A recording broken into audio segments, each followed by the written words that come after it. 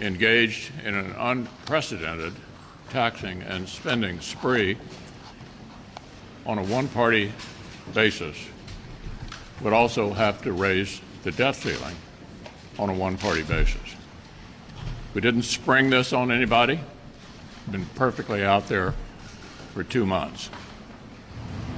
I've heard their arguments. Some of you have mirrored those arguments. Let me make sure you understand the facts. The facts are that the majority party has had, in the past, in this situation, to raise the debt ceiling by themselves. The last time that happened, during Bush 43, both Schumer and Biden voted against raising the debt ceiling. So there is no tradition of doing this on a bipartisan basis. Sometimes we have, and sometimes we haven't. Next point.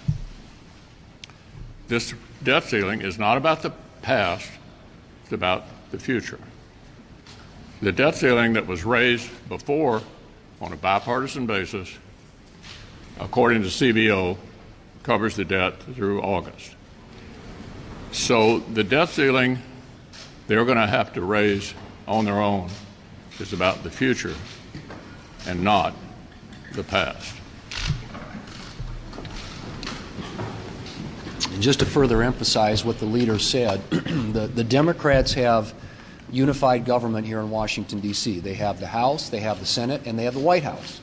Now, they have the House and they have the Senate by essentially even margins. I mean, basically, for all intents and purposes, these margins in the House and Senate are dead even. In spite of that, the Democrats decided from the time they took power that they were going to drive this agenda, and they were going to do everything at 51 votes, one party. Even though they have the narrowest of margins, very narrowest of margins, they decided to do everything with one party control. They did that with the spending bill back in March, a $2 trillion spending bill, and they've decided now to do the largest expansion of government since the New Deal at 51 votes, and the largest tax increase in decades at 51 votes. That is not what the American people told them. That isn't the mandate they were given. These are the narrowest of majorities, and yet they're trying to do everything at 51 votes. So as long as they're going to do that, with unified control of the government, if they want to do all the spending and all the taxing at 51 votes, they should do all the borrowing at 51 votes. It's as simple as that.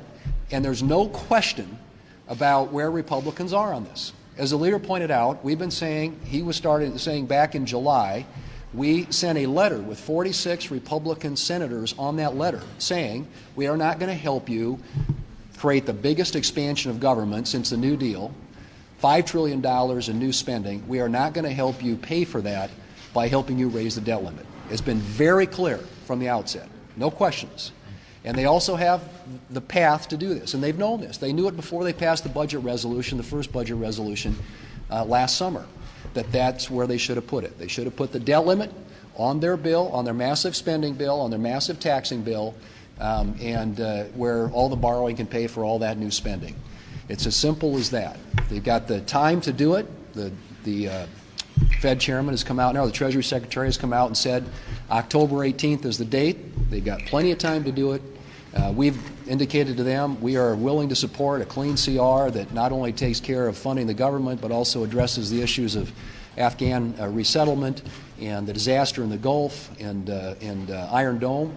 All those things can be addressed in a CR that would pass with a big bipartisan majority. All they have to do is strip the debt limit out of it. They know how to do this. We've told them how to do it. We have been telegraphing this since July in the form of a letter with 46 Republican senators signing it. This is a very clear issue about the future of this country. They came in here and decided they wanted to transform, they wanted to remake America, and they wanted to do it with 51 votes. If they're going to do that at 51 votes, they ought to borrow the money to do it. Well, the Democrats are on the march to big government socialism. This is blowout spending, which they are recommending and trying to pass this week. Every Republican is committed to defeating this bill because we know how much damage it will do to our economy and our nation. This spending is on a scale not seen before in our country. When you talk about $3.5 trillion, and there are estimates that it's way above that, you do the math, that's over $10,000 for every man, woman, and child in America. That's a really heavy lift. Now let's see how heavy of a lift it is. $3.5 trillion. This is their bill. 2,500 pages. If you take a look at $3.5 trillion price tag and you do the math, that's $1.4 billion for every page of this bill. And they want to pass it this week. How many Democrats do you think have read this? Think Nancy Pelosi's read it? Think Chuck Schumer's read it? Do you think Joe Biden, who is desperately begging Democrats to pass it, do you think he's read it? Do you think he knows what's in it?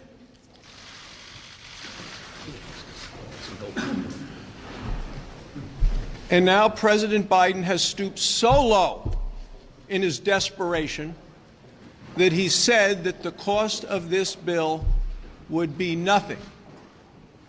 He tweeted it would be zero.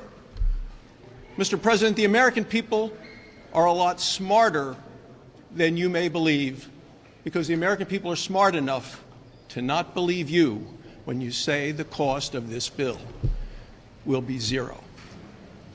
The American people, the hardworking men and women of this country, clearly understand that they will be the ones left holding the bill to pay for this reckless tax and spending spree.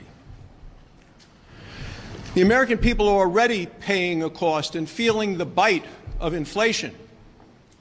Their paychecks being eaten away every time they go to the grocery store or the gas station. And inside that bill, there's funding for an additional army of IRS agents to squeeze more taxpayer dollars out of hardworking Americans. This bill represents Bernie Sanders' socialist dream. It is a nightmare for the American taxpayers. And that's why every Republican is committed to doing absolutely everything we can to defeat it, because we understand the permanent damage that it will do to our economy and our nation. So one big advantage people supporting this bill has is that the numbers are so big they don't register. You know, what's $1 trillion? Who knows what $1 trillion is? And the truth is, nobody has a really great grasp of what $1 trillion is. The policy staff checked, and in 2019, all 50 states, all put together, spent $2.1 trillion. All of the state government spending in America, including the federal government money we gave them, like the federal highway pass-through funds that they spent, that was $2.1 trillion, all 50 states. So if you add 67% to that, you're at the bottom number that everybody will kind of agree to, that is $3.5 trillion. If you look at the things that expire in year 5 and year 6 and year 7, you easily get it to over $5 trillion if you assume all those would be extended. But maybe the real number to remember is all state government spending in America, from the biggest state to the smallest state, all put together, $2.1 trillion in 2019. Now we're talking about spending $3.5 trillion on programs that the federal government has never spent money on before.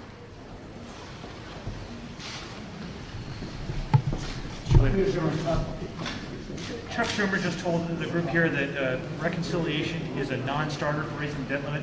Would you entertain the idea of maybe negotiating a deal like you did helped in 2011? I think the majority leader understands. You recall a few weeks ago they applauded a decision by the parliamentarian that you can amend the budget resolution. I will lay out shortly, once again, as I have previously on the floor, the way to do this. They can do it, and they can do it before October the 18th. Leader McConnell. Yeah. How concerned are you about Secretary Yellen's point today that the government's going to run out of money by the 18th? And do Republicans take any responsibility if the U.S. defaults? Did you ask the majority leader that question? I'm asking you, sir. Did you ask him the question? I'm asking you, sir. Yeah, that's the point. Of course the debt ceiling has to be raised. They have a way to do it. I gave them 2 months' notice, as we've all explained, why we chose not to participate in that this time. And I hope you ask him that question, because he has the responsibility, and trust me, he will do it. Leader Raised and McConnell. not Leader suspended. McConnell. Why raised and not suspended? I'm sorry? Why would you want it raised and not suspended? Why do I want to what? Why do you want the debt ceiling raised but not suspended? Well, America must never default. I made that point 2 months ago. Default is something we should never do. The only issue is, under the circumstances at the time, whose responsibility is it to raise the debt ceiling? Senator Schumer and now President Biden were in exactly the same position in reverse during the Bush years. They handed us the opportunity to raise the debt ceiling, one party only. Around here, almost everything comes around, and this is their opportunity to do the responsible thing. As I'm sure you asked the majority leader, his responsibility is to raise the debt ceiling. So then, Leader Thank you. McConnell, why not give them UC today to raise it by themselves?